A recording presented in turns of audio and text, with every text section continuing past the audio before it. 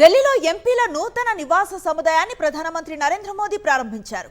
Parliament సభ్యులకు నూతన నివాస సముదాయాలు అందుబాటులోకి వచ్చాయి. 18వ లోక్సభ, రాజ్యసభకు ఎంపికైన ఎంపీలకు ఢిల్లీలో నివాస గృహాల కేటాయింపు ఇంకా జరగలేదు.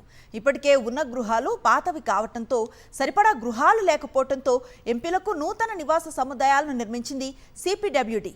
బాబా ఖరక్ సింగ్ మార్గ్లో పార్లమెంట్ సభ్యుల కోసం 680 కోట్లతో ఎంపీలకు 25 అంతస్తుల అపార్ట్మెంట్స్ నిర్మాణం జరిగింది.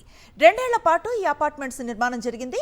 ఎంపీ కాంప్లెక్స్ లో ఎంపీలు, వారి కుటుంబాల సిబ్బందితో సహా దాదాపు 2468 మంది నివాసం ఉంటారని అంచనా. ఇటీవల నూతనంగా ఎంపికైన ఎంపీలకు నూతన ఎంపీ ఫ్లాట్స్ ను కేటాయించనున్నారు. ప్రధాని నేరుగా ఫ్లాట్స్ తాళాలను ఎంపీలకు అందజేయనున్నారు. మొత్తం 5 టవర్ల నిర్మాణం జరగగా 4 నివాస టవర్లలో 184 ఫ్లాట్లు ఉన్నాయి. మరో టవర్ వసతి సౌకర్యాల కోసం కేటాయించారు.